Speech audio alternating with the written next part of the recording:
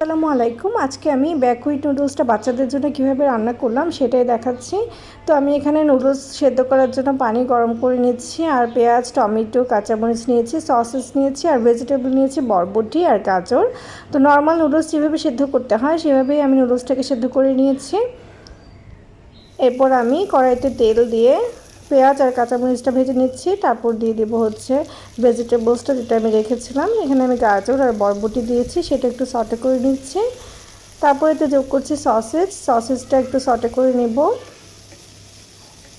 তারপর আমি সামান্য একটু লবণ যোগ করবো, যেহেতু আমি একটু ওয়েস্টার সস দেবো, তাই লবণটা আমি অল্প করে দিয়েছি। এরপর যোগ করছি টমেটো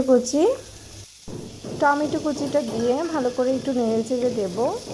আর নর্মাল নুডলস আমরা যেভাবে রান্না করি সেভাবে এটা করা আছে, আর এটা খেতেও বেশ ভালো লেগেছে, আমার বাচ্চারা পছন্দ করেছে।